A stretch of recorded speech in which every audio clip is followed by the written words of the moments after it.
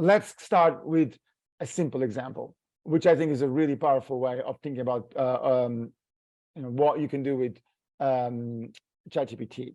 So in this case, what we have here is I'm going to look at the top 10, right? And the top 10, this is I need to put a link here. I saw this guy do this on a tweet, which is really cool. He said, can you explain the OWASP top 10 to a 5-year-old?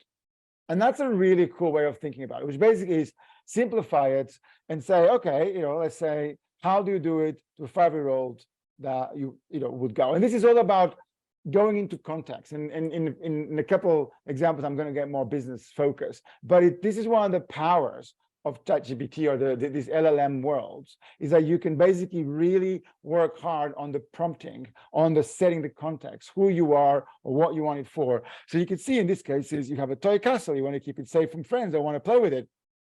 So it goes through every one of these elements. And this is, again, there's a big difference between 3.5 and 4.0. This is done on 4.0, right? You can see injection is like your friend found a secret word that made the castle doors open. They say the word they're in, right? Broke authentication when your friend steals a secret password.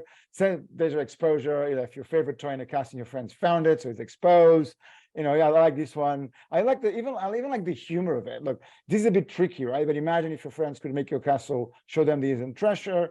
That's a way of thinking about this. So it's really, really cool, right? I look at this one, composed with non-vulnerability. It's like a part of your castle was known to break easy and your friend knew about it and used it to get inside, right? So it's really a great way of thinking about and presenting, something like the OWASP top 10. So let's then look at, okay, what about a grumpy teenager? Right, so what would a grumpy teenager would do, and then you could notice the language is a bit more older, less childy, but again, like something using cheat codes on your favorite video games. Look at the context that he has, right? Really cool, not cool, right?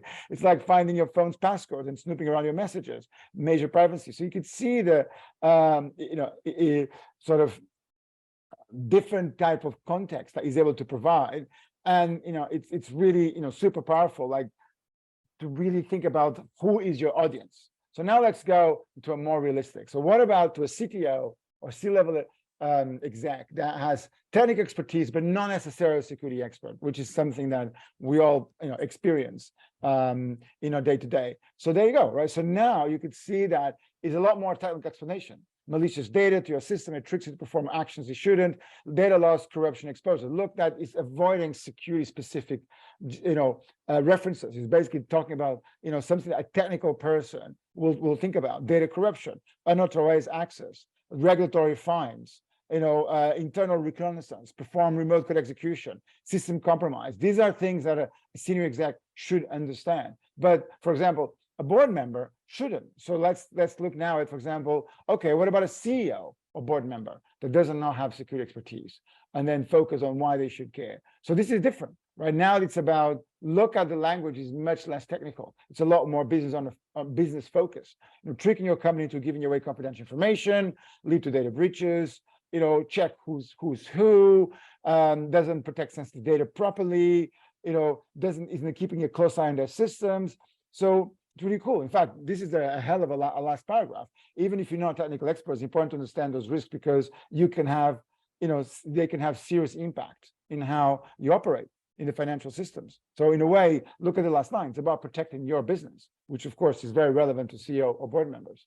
And then I even took the next level and say, okay, now let's say for the same CEO board member with limited security resources, for which top 10 can you provide an analogy? So now I'm actually even looking for business examples outside of security. So now you could see injection. Imagine convince your assistants, give them confidential business information. It's like an office security guard lets somebody in, right? You could see the examples. The employees, regardless of their role, could walk into the CEO office and, like, broken access control. Great example. Imagine if,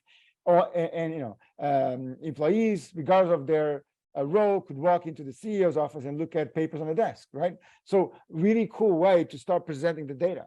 So what you just see in these very simple examples is, in a way, the power of what's already exists.